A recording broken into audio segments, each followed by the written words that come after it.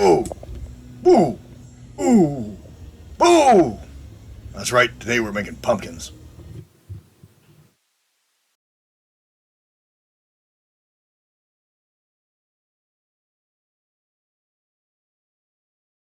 Start by looking at some pumpkins. What do they look like? They're orange, they're round, got a little horn sticking out of them. Lots of grooves down the side. Well, I guess they're not all orange. That one's not. Pretty cute. Ah, except for that one. That's scary. Okay, enough inspiration. Let's throw on some electronica. Open up Mesh Mixer. Hang on, son. Let's get going.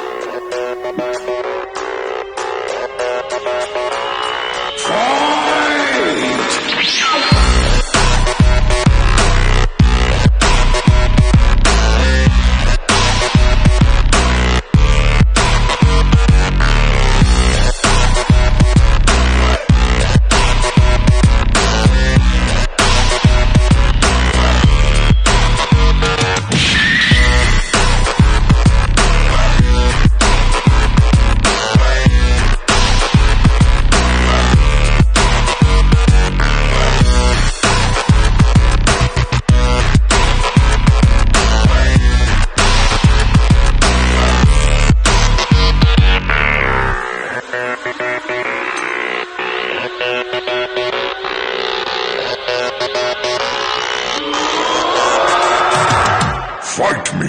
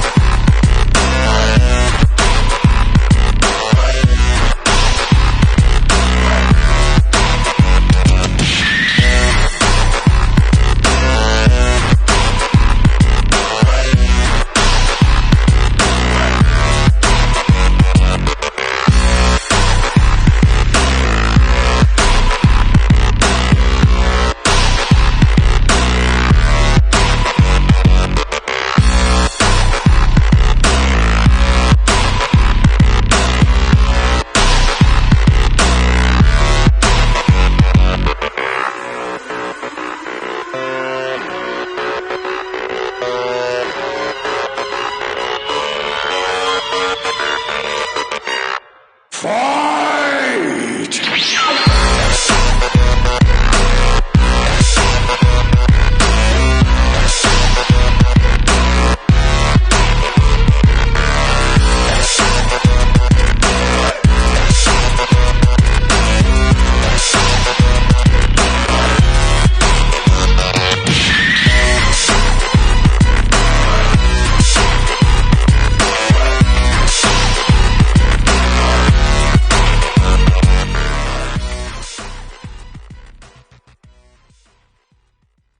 All right, let me talk a little bit about what I'm doing here.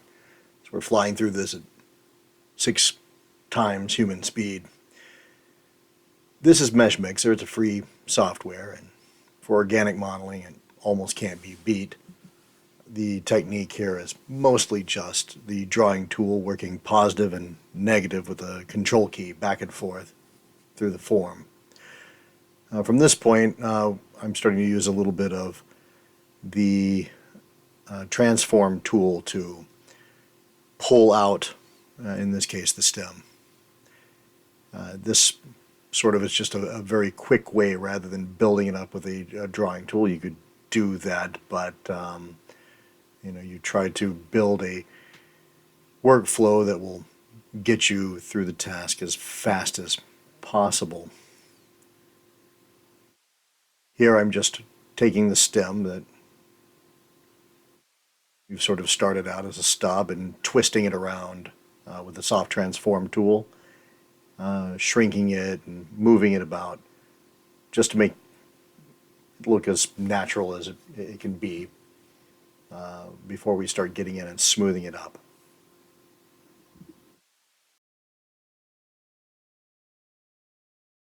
From this point on out, The only thing we have to do is to blend the base of the stem in to the bottom and just sort of follow your own inspiration. Make it your own.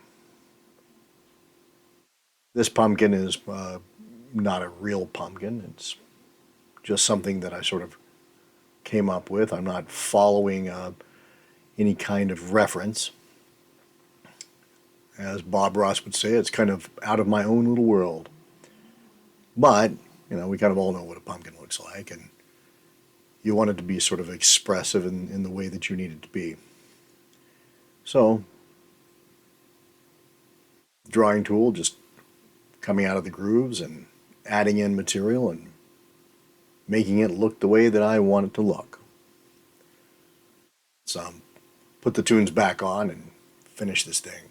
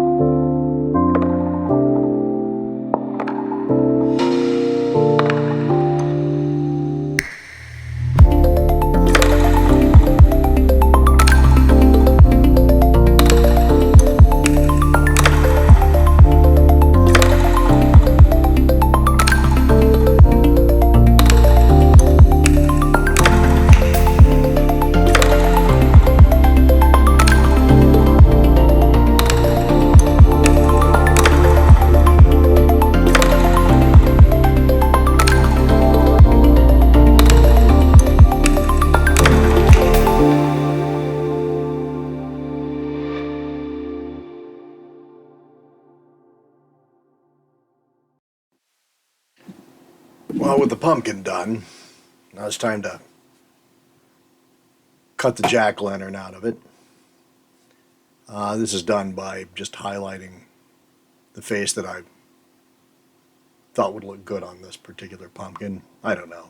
It sort of has a cartoony quality to it, so I went with that. The cutting tool is created by highlighting where you want, extruding it out, then using that with a booling to cut through to the pumpkin. What wasn't clear is that I did, in fact, hollow the pumpkin somewhere along the way, but I don't know, maybe that's on the editing room floor. There we go. Boom. Nice pumpkin face. One thing left to do is to cut the top of it for the candle, I suppose. Easily done, or not so much. This is actually a bit of a trick. The cutting tool that I'm making here is not as arbitrary as it looks. It took a couple of tries, and that's not uncommon. But the overall idea is that you would create the profile, such as we've done here. It generally follows the pumpkin, extrude it out. There we go. And then I used the soft transform tool to give it a gentle taper of no particular angle. Then grab the outside surface, separated it off, similar to the way the face was done. Gave it a little bit of thickness, very little, I think. In this case, it was just as thin as I could make it without it causing trouble between the two sides of the mesh. And then dropped back into the pumpkin and given a Boolean difference. Yeah, I have no idea what I'm doing here. I think some part of this modeling was pretty late at night, possibly after I'd been drinking. Not sure. There we go.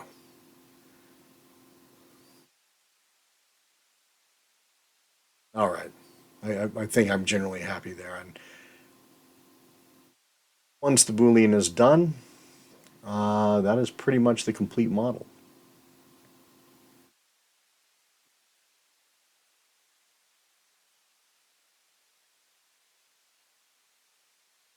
And there it is. See that tiny little thin curve around? Now to separate out the two parts, and voila, you've got a jack-o'-lantern. Not too shabby. All right, so let's get this thing printed.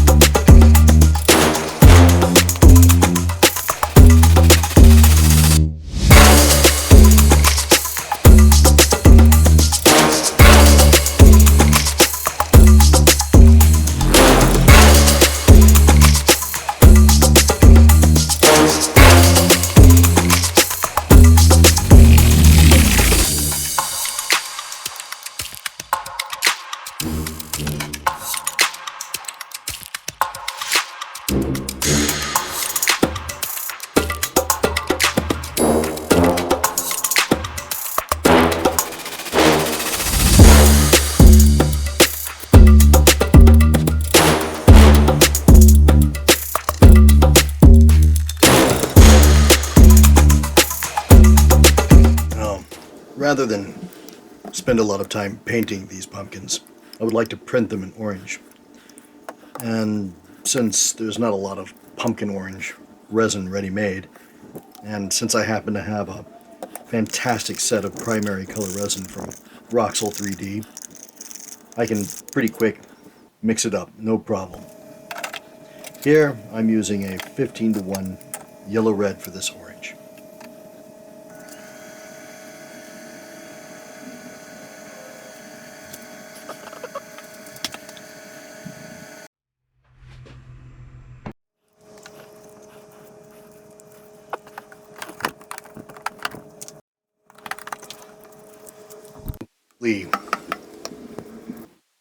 Able to get away from painting, or I mean, anyway, it makes more sense to paint the stems.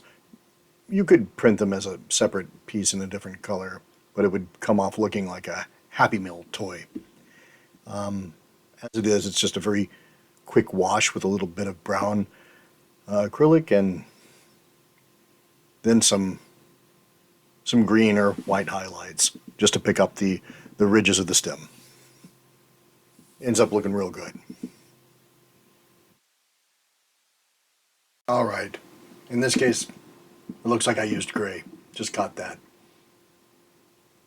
Either way, anyway.